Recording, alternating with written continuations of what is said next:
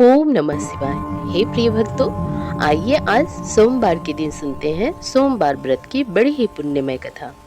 प्राचीन समय की बात है। बास्कल नामक गांव में बिंदुक नाम का एक ब्राह्मण रहता था। वह बहुत ही अधर्मी, दुरात्मा एवं महापापी था। उसकी पत्नी बहुत ही सुंदर थी। उसका नाम चंचुला था। वह सदा उत्तम धर्म का पालन करती थी, परंतु बिंदु वैश्यगामी था। इस तरह कुकर्म करते हुए बहुत समय व्यतीत हो गया। उसकी पत्नी काम से पीड़ित होने पर भी स्वधर्म नाश के भय से क्लेश सहकर भी काफी समय तक धर्म भ्रष्ट नहीं हुई, परंतु आगे चलकर वह भी अपने दुराचारी पति के आचरण से प्रभावित होकर दुराचारणी और अपने धर्म से विमुख हो गई। इस तरह दुराचार में डूबे हुए उन पति का बहुत सा समय व्यर्थ बीत गया। समय आने पर बिंदु की मृत्यु हो गई और वह नर्क को चला गया। बहुत दिनों तक नर्क के दुखों को भोगकर वह मूढ़ बुद्धि पापी विंध्य पर्वत पर भयंकर पिशाच हुआ। इधर उस दुराचारी बिंदु के मर जाने पर वह चंचुला नामक स्त्री बहुत समय तक पुत्रों के साथ अपने घर में रहती रही। पति की मृत्यु के बाद वह भी अपने धर्म से गिरकर पर पुरुषों का संग करने लगी थी। एक दिन दैव योग से किसी पुण्य पर्वत के आने पर चंचुला अपने भाई बंधुओं के साथ गोकर्ण क्षेत्र में गई। उसने तीर्थ के जल में स्नान किया एवं बंधुजनों के साथ इधर उधर घूमने लगी। घूमते घूमते वह एक देव मंदिर में गई। वहां उसने एक ब्राह्मण के मुख से भगवान शिव के परम पवित्र एवं मंगलकारी कथा सुनी। कथावाचक ब्राह्मण कह रहे थे कि जो स्त्रियां व्यभिचार करती हैं, वे मरने के बाद जब यमलोक जाती हैं, तब यमराज के दूत उन्हें तरह तरह से यंत्रणा देते हैं। वह सारे दंड इतनी वेदना देने वाले होते हैं कि जीव पुकार पुकार कर कहता है कि अब वह ऐसा नहीं करेगा, लेकिन यमदूत उसे छोड़ते नहीं। ब्राह्मण के मुख से यह वैराग्य बढ़ाने वाली कथा सुनकर चंचुला भय से व्याकुल हो गई। कथा समाप्त होने पर चंचुला ने कथा सुनाने वाले ब्राह्मण से कहा कि हे ब्राह्मण, धर्म को न जानने के कारण मेरे द्वारा बहुत बड़ा दुराचार हुआ है। मेरे ऊपर कृपा कर मेरा उद्धार कीजिए। आपके प्रवचन को सुनकर मुझे इस संसार से वैराग्य हो गया है। मैं बुरे विश्व में फंसकर अपने धर्म से विमुख हो गई थी। हे ब्राह्मण देवता, आप मेरे गुरु हैं। आप ही मेरे माता पिता हैं। मैं आपकी शरण में आई हूँ। मुझ अबला का अब आप ही उद्धार कीजिए। इस प्रकार विलाप करती हुई चंचुला ब्राह्मण देवता के चरणों में गिर पड़ी। तब ब्राह्मण ने उसे कृपा पूर्वक उठाया और कहा, हे नारी, तुम सौभाग्यशाली हो जो भगवान शंकर की कृपा से तुमने वैराग्य पूर्ण शिव की कथा सुनकर समय से अपनी गलती का एहसास कर लिया है। तुम डरो मत और भगवान शिव की शरण में जाओ। उनकी परम कृपा से तुम्हारे सभी पाप नष्ट हो जाएंगे। मैं तुम्हें भगवान शिव की कथा सहित वह मार्ग बताऊंगा जिसके द्वारा तुम्हें सुख देने वाली उत्तम गति प्राप्त होगी। शिव कथा सुनने से तुम्हारी बुद्धि शुद्ध हो गई है और तुम्हें पाश्चाताप हुआ है तथा मन में वैराग्य उत्पन्न हुआ है। पाश्चाताप ही पाप करने वाले पापियों के लिए सबसे बड़ा प्रायश्चित है। पाश्चाताप ही पापों का शोधक है। इससे ही पापों की शुद्धि होती है। शिव की कथा सुनने से चित्त की शुद्धि एवं मन निर्मल हो जाता है। शुद्ध चित्त में ही भगवान शिव व पार्वती का वास होता है और यह शुद्ध आत्मा पुरुष सदा शिव के पद को प्राप्त होता है। इस कथा का श्रवण सभी मनुष्यों के लिए कल्याणकारी है, इसीलिए इसकी आराधना व सेवा करनी चाहिए। यह कथा भव बंधन रूपी रोग का नाश करने वाली है। भगवान शिव की कथा सुनकर हृदय में उसका मनन करना चाहिए। इससे चित्त की शुद्धि होती है। चित्त शुद्धि होने से ज्ञान और वैराग्य के साथ महेश्वर की भक्ति निश्चय ही प्रकट होती है तथा उनके अनुग्रह से दिव्य मुक्ति प्राप्त होती है। हे ब्राह्मण पत्नी, तुम अन्य विषयों से अपने मन को हटाकर भगवान शंकर की इस परम पावन कथा को सुनो। इससे तुम्हारे चित्त की शुद्धि होगी और तुम्हें मोक्ष की प्राप्ति होगी। जो भी मनुष्य निर्मल हृदय से भगवान शिव के चरणों का चिंतन करता है, उसकी एक ही जन्म में मुक्ति हो जाती है। उससे गोकर्ण नामक महाक्षेत्र में उन महाब्राह्मण देवता के मुख से चंचुला शिव की भक्ति, ज्ञान और वैराग्य बढ़ाने वाली और मुक्ति देने वाली परम उत्तम कथा सुनकर कृतार्थ हो गई। उसका चित्त शुद्ध हो गया। वह अपने हृदय में शिव के सगुण रूप का चिंतन करने लगी। वह सदैव शिव के सच्चिदानंदमय स्वरूप का स्मरण करती थी। उसके बाद अपना समय पूर्ण होने पर चंचुला ने बिना किसी कष्ट के अपना शरीर त्याग दिया और वह शिव धाम को प्राप्त हुई।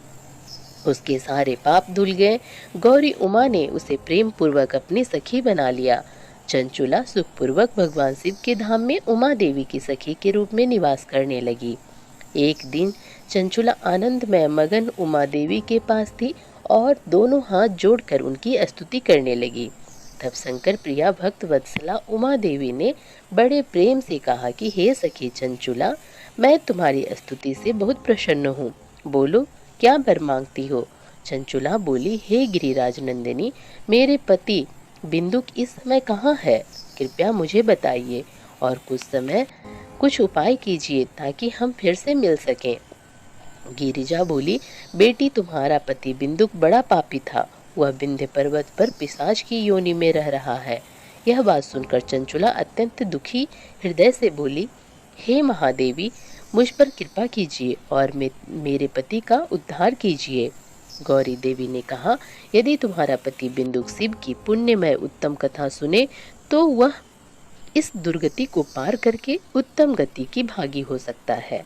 गौरी देवी का यह वचन सुनकर चंचुला ने दोनों हाथ जोड़कर प्रार्थना की कि मेरे पति को शिव कथा सुनाने की व्यवस्था कीजिए। फिर शिव प्रिय गौरी देवी ने भगवान शिव की महिमा का गान करने वाले गंधर्वराज तुम गोरो को बुलाकर कहा, तुम बोरो, तुम मेरी इस सखी के साथ विंध्य पर जाओ। वहाँ एक महाघोर और भयंकर पिशाच रहता है। वह अपने पापों का फल भोग रहा है। तुम उसके सामने परम पुण्यमय पापों का नाश करने वाली शिव की दिव्य कथा का प्रवचन करो। माँ उमा का आदेश पाकर गंधर्वराज तुम प्रसन्नता पूर्वक अपने भाग्य की सराहना करते हुए चंचुला को साथ लेकर विमान से पिशाच के निवास स्थान विंध्य पर्वत पर गया और परम उत्तम शिव की अमृत कथा का दान शुरू किया। परम पुण्यमय शिव कथा को सुनकर पिशाच सभी पापों से मुक्त हो गया और उसने पिशाच शरीर का त्याग कर दिया और दिव्य देहधारी होकर बिंदुक अपनी पत्नी चंचुला के साथ स्वयं भी भगवान शिव का गुणगान करने लगा। उसका मन परम आनंद से परिपूर्ण हो गया। बिंदुक अपनी पत्नी चंचुला के साथ विमान में बैठकर शिवपुरी की ओर चल दिया और शीघ्र ही शिव धाम पहुंच गया। भगवान शिव व देवी पार्वती ने उसे अपना पार्षद बना लिया। दोनों पथिक सुखपूर्वक भगवान महेश्वर एवं देवी गौरी के श्री चरणों में अविच निवास पाकर धन्य हो गए। तो प्रेम से बोलिए, शिव भगवान की जय। एक अन्य कथा के अनुसार एक बार की बात है, किसी नगर में एक बहुत ही धनी व्यापारी रहता था। दूर दूर के नगरों तक उसका व्यापार बहुत फैला हुआ था। नगर के सभी लोग उस व्यापारी का बहुत सम्मान करते थे। उसके पास सब कुछ था। इतना सब कुछ संपन्न होने के बाद भी वह व्यापारी बहुत दुखी रहता था। उसके दुखी रहने का कारण उसका कोई पुत्र नहीं था, जिसकी वजह से उसे हर समय यह चिंता सताती रहती थी कि मेरी मृत्यु के बाद मेरे व्यापार का कौन संभालेगा, मेरी मृत्यु के बाद मेरा उत्तराधिकारी कौन होगा। यही चिंता उसे हर समय सताती रहती थी। पुत्र प्राप्ति की इच्छा से व्यापारी प्रत्येक सोमवार भगवान शिव का व्रत किया करता था, पूजा किया करता था और शाम के समय शिव मंदिर में जाकर शिव जी के सामने घी का दीपक जलाया करता था। उसकी भक्ति देखकर माँ पार्वती बहुत प्रसन्न हो गई और भगवान शिव से उस व्यापारी के मनोकामना पूर्ण करने का निवेदन करने लगी। फिर भगवान शिव माता पार्वती से बोले, इस संसार में सबको उसके कर्म के अनुसार फल की प्राप्ति होती है। जो प्राणी जैसा कर्म करते हैं उन्हें वैसा ही फल प्राप्त होता है। शिव जी द्वारा समझाने के बावजूद भी माँ पार्वती नहीं मानी। उस व्यापारी के मनोकामना पूर्ति हेतु वे शिव जी से बार बार अनुरोध करती रहीं। अंत में माता के आग्रह को देखकर भगवान भोलेनाथ को उस व्यापारी को पुत्र प्राप्ति का वरदान देना पड़ा। वरदान देने के पश्चात भोलेनाथ माँ पार्वती से बोले, आपके आग्रह पर मतलब आपके अनुरोध करने पर मैंने पुत्र की प्राप्ति का वरदान तो दे दिया, परंतु इसका यह पुत्र 12 वर्ष से अधिक समय तक जीवित नहीं रहेगा। उसी रात भगवान शिव उस व्यापारी के स्वप्न में आए और उसे पुत्र प्राप्ति का वरदान दिया और उसके पुत्र के 12 वर्ष तक जीवित रहने की बात भी बता दी। भगवान के वरदान से व्यापारी को खुशी तो हुई, लेकिन पुत्र की अल्प आयु की चिंता ने उस खुशी को नष्ट कर दिया। व्यापारी पहले की तरह सोमवार के दिन भगवान शिव का विधिवत व्रत करता रहा। कुछ महीनों के बाद उसके घर एक अति सुंदर बालक ने जन्म लिया और घर में खुशियां ही खुशियां भर गई। बहुत धूमधाम से पुत्र जन्म का समारोह मनाया गया, परंतु व्यापारी को पुत्र जन्म की अधिक खुशी नहीं हुई, क्योंकि उसे पुत्र की अल्प आयु के रहस्य का पता था। जब पुत्र थोड़ा बड़ा हुआ तो व्यापारी ने उसे उसके मामा के साथ पढ़ने के लिए वाराणसी भेज दिया और कहा कि रास्ते में यज्ञ, पूजा पाठ और भंडारे करते हुए जाना और जब इसकी पढ़ाई पूरी हो जाए तब वापस आना। लड़का अपने मामा के साथ शिक्षा प्राप्ति हेतु चल दिया। रास्ते में जहाँ भी मामा भांजे विश्राम हेतु रुकते, वहीं यज्ञ करते और ब्राह्मणों को भोज कराते। लंबी यात्रा के बाद मामा भांजे एक नगर में पहुंचे। शाम हो गई थी तो उन्होंने सोचा यही सराय में रुकते हैं, फिर सुबह चलेंगे। जिस सराय में वे रुके थे उस सराय के बगल के समियानों में एक बारात ठहरी हुई थी। उस दिन नगर के राजा की कन्या का विवाह था, जिस कारण पूरे नगर को सजाया गया था। निश्चित समय पर बारात आ गई, लेकिन वर का पिता अपने बेटे के एक आंख से काने होने के कारण बहुत चिंतित था। उसे भय था कि इस बात का पता चलने पर कहीं राजा विवाह से इनकार न कर दे, इससे उसकी बदनामी भी होगी। जब वर के पिता ने व्यापारी के पुत्र को देखा तो उसके दिमाग में एक विचार आया। उसने सोचा क्यों न इस लड़के को दूल्हा बनाकर राजकुमारी से विवाह करा दूं। विवाह के बाद इसको धन देकर विदा कर दूंगा और राजकुमारी को अपने नगर ले जाऊंगा। यह सोचकर वर के पिता ने लड़के के मामा से इस संबंध में बात की।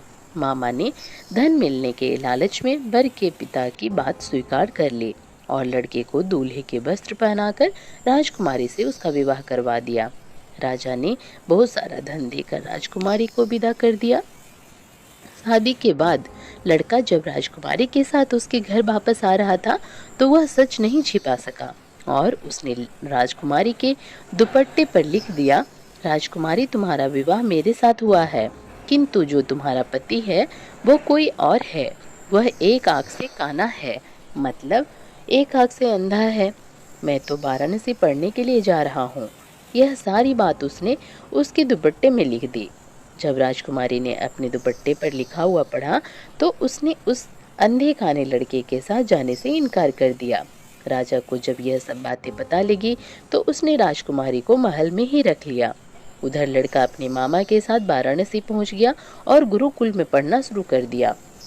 जब उसकी आयु 12 वर्ष की हुई तो उसने यज्ञ किया। यज्ञ की समाप्ति पर ब्राह्मणों को भोजन करवाया और खूब अन्न वस्त्र दान किए।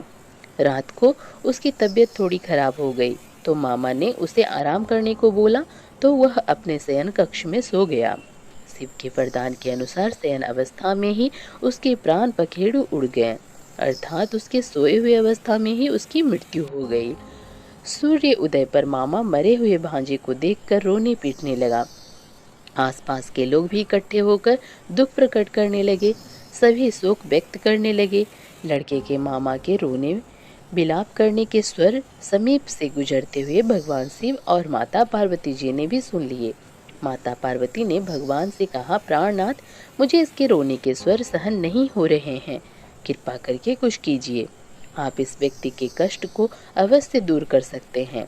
भगवान शिव ने माता पार्वती के साथ अदृश्य रूप में समीप जाकर देखा तो भोलेनाथ माता पार्वती से बोले, यह तो उसी व्यापारी का पुत्र है जिसे मैंने 12 वर्ष की आयु का वरदान दिया था। इसकी आयु पूरी हो गई है। लेकिन मातृभाव से विभोर माता पार्वती ने कहा कि हे महादेव, आप इस बालक को और आयु देने की कृपा करें, अन्यथा इसके वियोग में इसके माता पिता भी तड़प तड़प कर मर जाएंगे। माता पार्वती के आग्रह पर भगवान शिव ने उस लड़के को जीवित होने का वरदान दिया। शिव जी की कृपा से वह लड़का जीवित हो गया। शिक्षा समाप्त करके लड़का मामा के साथ अपने नगर की ओर चल दिया। दोनों चलते हुए फिर से उसी नगर में पहुंचे जहां उसका विवाह हुआ था। उस नगर में भी उन्होंने यज्ञ का आयोजन किया। वहां से गुजरते हुए राजा ने यज्ञ का आयोजन देखा और राजा ने तुरंत ही लड़के और उसके मामा को पहचान लिया। यज्ञ के समाप्त होने पर राजा मामा और उस लड़के को महल में ले गया और उसकी खूब खातिरदारी की। फिर मामा ने राजा को सारी बात बताई कि किस तरह से उस दिन शादी हुई थी।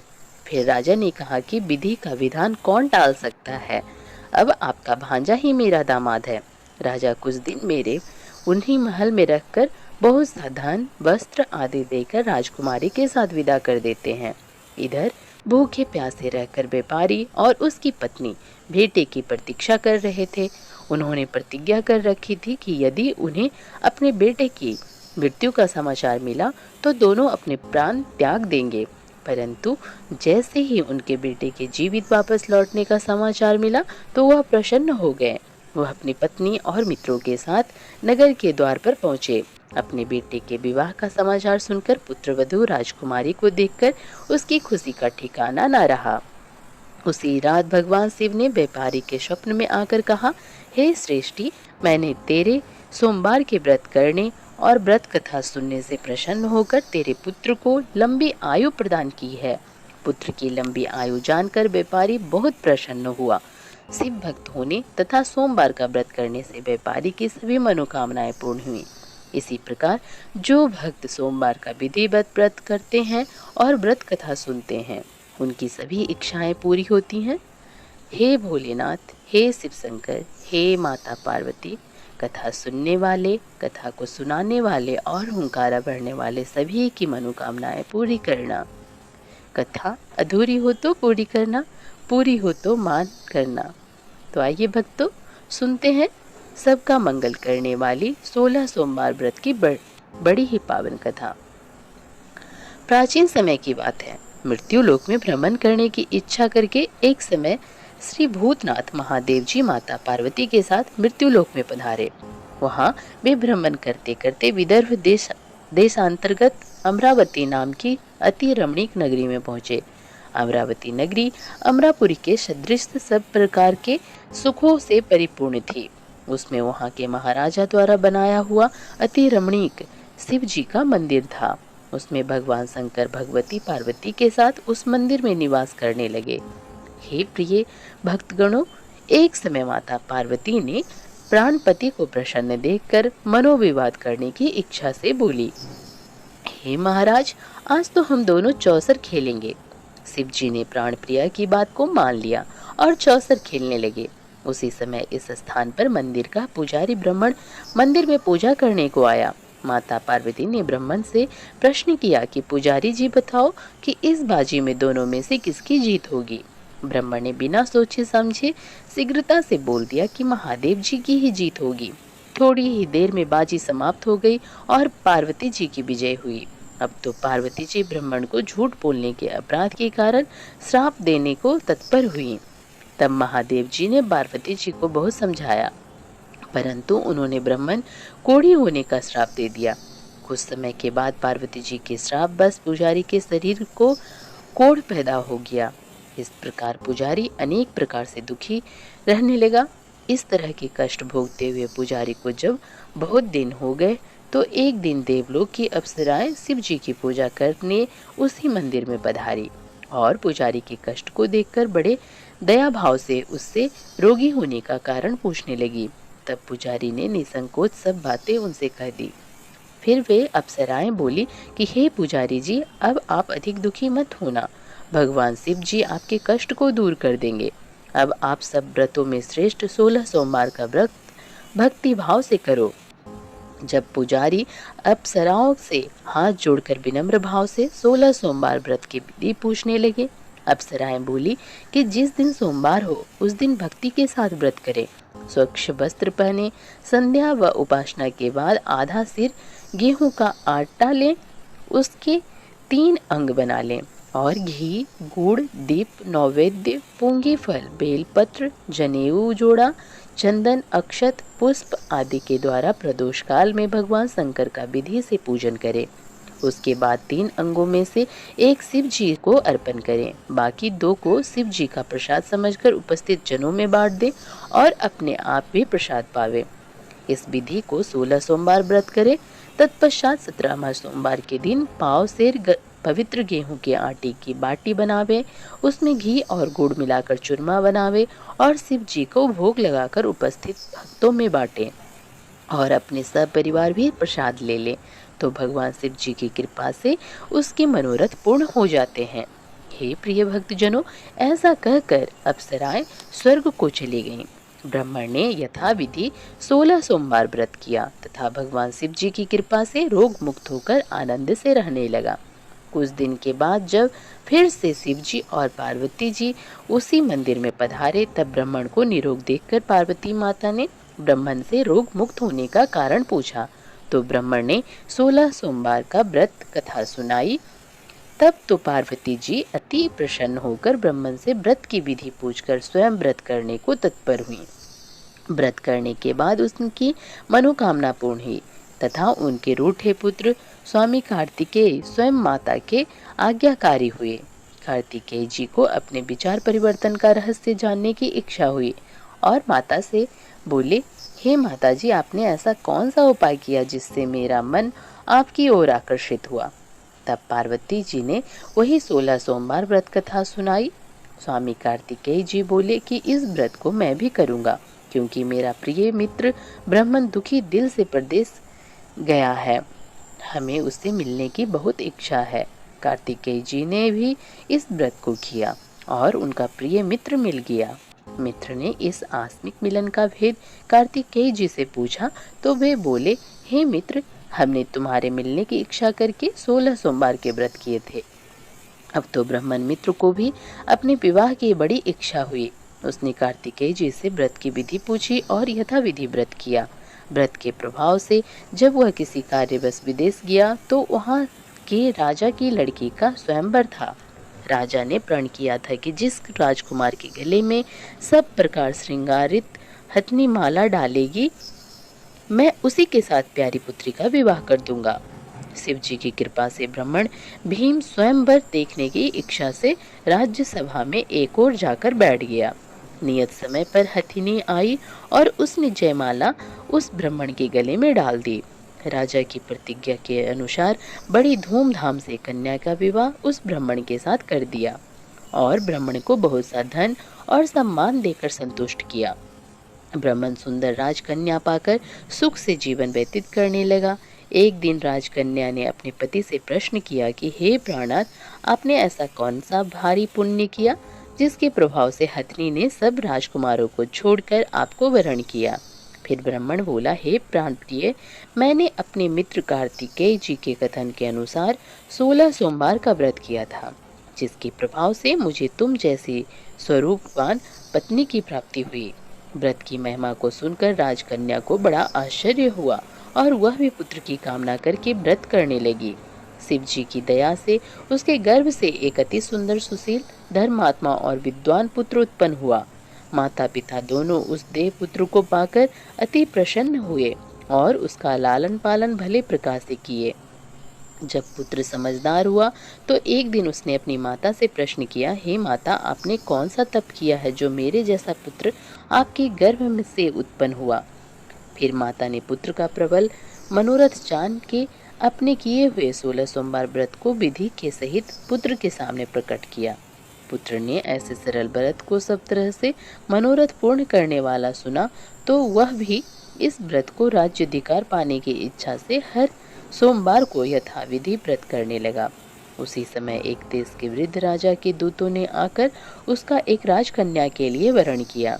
राजा ने अपनी पुत्री का विवाह ऐसे सर्वगुण संपन्न ब्राह्मण युवक के साथ करके बड़ा सुख प्राप्त किया। वृद्ध राजा के दिवंगत हो जाने पर भी यही ब्राह्मण बालक गद्दी पर बैठाया गया, क्योंकि दिवंगत राजा के कोई पुत्र नहीं था। राज्य का अधिकारी होकर भी वह ब्राह्मण पुत्र अपने 16 सोमवार के व्रत को करता रहा। जब 17वां सोमवार आया तो विप्र पुत्र ने अपनी प्रियतमा से सब पूजन सामग्री लेकर शिव पूजा के लिए शिवालय में चलने के लिए कहा, परंतु प्रियतमा ने उसकी आज्ञा की परवाह नहीं की और दास दासियों द्वारा सब सामग्रियां शिवालय भिजवा दी और अपने आप नहीं गई। जब राजा ने शिव जी का पूजन समाप्त किया तब एक आकाशवाणी राजा के प्रति हुई। राजा ने सुना कि हे राजा, अपनी इस रानी को राजमहल से निकाल दे, नहीं तो तेरा सर्वनाश कर देगी।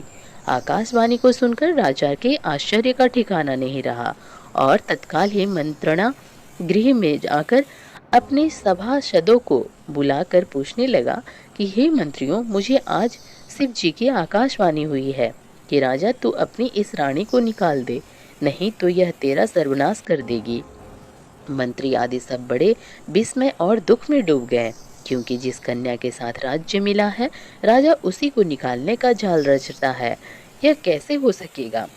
हे भक्तों, राजा ने अपनी पत्नी को उस नगर से, राज्य से निकाल दिया। रानी दुखी हृदय से भाग्य को कोसती हुई नगर से बाहर चली गई। बिना प्रदान फटे वस्त्र पहने, भूख से दुखी, धीरे धीरे चलकर एक नगर में पहुंची।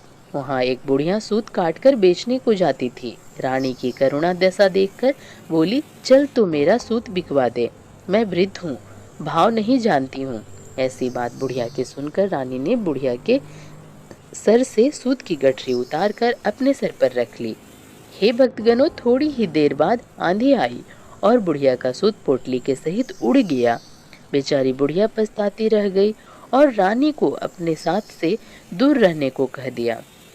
अब रानी एक तेली के घर गई तो तेली के सब मटके शिव जी के प्रकोप के कारण चटक गए। ऐसी दशा देखकर तेली ने रानी को अपने घर से निकाल दिया। इस प्रकार रानी अत्यंत दुखी हो पाती हुई नदी के तट पर गई तो नदी का समस्त जल सूख गया। तत्पश्चात रानी एक वन में गई। वहां जाकर नदी में सीढ़ी से उतरकर पानी पीने को गई। उसके हाथ से जैसे ही जल स्पर्श हुआ वैसे ही नदी का नील कमल के समान जल असंख्य कीड़ों में गंदा हो गया। रानी ने भाग्य पर दोषारोपण करते हुए उस जल को पी लिया। उसके बाद पेड़ की शीतल छाया में विश्राम करने लगी। वह रानी जिस पेड़ के नीचे जाती उस पेड़ के पत्ते तत्काल ही गिरते। वन सरोवर जल की ऐसी दशा देखकर गौ चराते ग्वालों ने अपनी गोसाई जी से, जो उस जंगल में स्थित मंदिर में पुजारी थे, यह बात कही। गोसाई जी के आदेश अनुसार ग्वाले रानी को पकड़कर गोसाई के पास ले गए। रानी की मुख, कांत और शरीर शोभा देखकर गोसाई जी समझ गए कि यह अवश्य ही कोई विधि की गति की मारी कोई कुलीन अबला है। ऐसा सोचकर पुजारी जी ने रानी के प्रति कहा कि हे पुत्री, मैं तुमको पुत्री के सम्मान रखूंगा, तुम मेरे आश्रम में ही रहो, मैं तुमको किसी प्रकार का कष्ट नहीं होने दूंगा। गोसाई के ऐसे वचन सुनकर रानी को धीरज हुआ और आश्रम में रहने लगी। परंतु आश्रम में रानी जो भोजन बनाती उसमें कीड़े पड़ जाते, जल भर के लाती उसमें कीड़े पड़ जाते। अब तो गोसाई जी भी दुखी हुए और रानी से बोले कि हे बेटी, तेरे पर कौन से देवता का कोप है जिससे तेरी ऐसी दशा है। पुजारी की बात सुनकर रानी ने शिव जी की पूजा करने का जाने की कथा सुनाई। तो पुजारी जी ने शिव जी महाराज की अनेक प्रकार से स्तुति करते हुए रानी के प्रति बोले कि हे पुत्री, तुम सब मनोरथों के पूर्ण करने वाले 16 सोमवार व्रत को करो, उसके प्रभाव से अपने कष्ट से मुक्त हो सकोगी। गोसाई की बात सुनकर रानी ने 16 सोमवार व्रत को विधिवत संपन्न किया और 17वां सोमवार को विधि विधान से पूजन किया। पूजन के प्रभाव से राजा के हृदय में विचार उत्पन्न हुआ कि रानी को गए समय बहुत समय व्यतीत हो गया है, न जाने कहाँ कहाँ भटकती होगी, उन्हें ढूंढना चाहिए। यह सोचकर रानी की तलाश करने के लिए चारों दिशाओं में दूत भेजे गए। वे दुजारी जी के आश्रम में रानी को पाकर पुजारी से रानी को मांगने लगे, परंतु पुजारी जी ने उससे मना कर दिया। तो दूत चुपचाप लौट गए और आकर महाराज के सम्मुख रानी का पता बताने लगे। रानी का पता पाकर राजा स्वयं पुजारी जी के आश्रम में गए और पुजारी जी से प्रार्थना करने लगे कि हे महाराज, जो देवी आपके आश्रम में रहती है वह मेरी पत्नी है। शिव जी के कोप से मैंने इसको त्याग दिया था, अब इस पर से शिव का प्रकोप शांत हो गया है, इसलिए मैं इन्हें लेने आया हूँ। आप इन्हें मेरे साथ चलने की आज्ञा दे दीजिए। हे भक्तगणों, गोसाई जी ने राजा के वचन को सत्य समझकर रानी को राजा के साथ जाने की आज्ञा दे दी। गोसाई जी की आज्ञा पाकर रानी प्रसन्न होकर राजा के साथ महल में आ गई। नगर में अनेक प्रकार के बधावे बजने लगे। नगर निवासियों ने नगर के दरवाजे पर तोरण व बंधनवारों से विविध विधि से नगर सजाया। घर घर में मंगल गान होने लगे। पंडितों ने विविध वेद मंत्रों का उच्चारण करके अपनी राजरानी का आवाहन किया। ऐसी अवस्था में रानी ने पुनः अपनी राजधानी में प्रवेश किया। महाराज ने अनेक तरह से ब्राह्मणों को दान आदि देकर संतुष्ट किया। याचकों को धन्यवाद दिया। नगरी में स्थान स्थान पर सदा व्रत खुलवाए, जहाँ भूखों को खाने को मिलता था। इस प्रकार से राजा शिव जी की कृपा का पात्र हो गए। राजधानी में रानी के साथ अनेक तरह के सुखों का भोग करते सोमवार व्रत करने लगे। विधिवत शिव पूजन करते हुए लोक में अनेकानेक सुखों को भोगने के पश्चात शिवपुरी को पधारे। ऐसे ही जो भी मनुष्य वचन कर्म द्वारा भक्ति सहित सोमवार का व्रत व पूजन इत्यादि विधिवत करता है, वह इस लोक में समस्त सुखों को भोग कर अंत में शिवपुरी को प्राप्त होता है। यह व्रत सब मनोरथों को पूर्ण करने वाला है। हे भोलेनाथ, कथा को सुनने वाले, सुनाने वाले और हुंकारा भरने वाले सभी पर अपनी कृपा दृष्टि बनाए रखना, सभी के मनोरथ को पूर्ण करना। तो प्रेम से बोलिए शिव भगवान की जय, माता पार्वती की जय। उम्मीद है आप सभी भक्तों को कथा पसंद आई होगी। कथा अगर पसंद आए तो प्लीज़ हमारे चैनल को सब्सक्राइब कीजिएगा, लाइक कीजिएगा और कमेंट बॉक्स में हर हर महादेव जरूर से लिखिएगा। एक बार फिर से प्रेम सहित बोलिए भगवान शिव शंकर की जय, माता पार्वती की जय।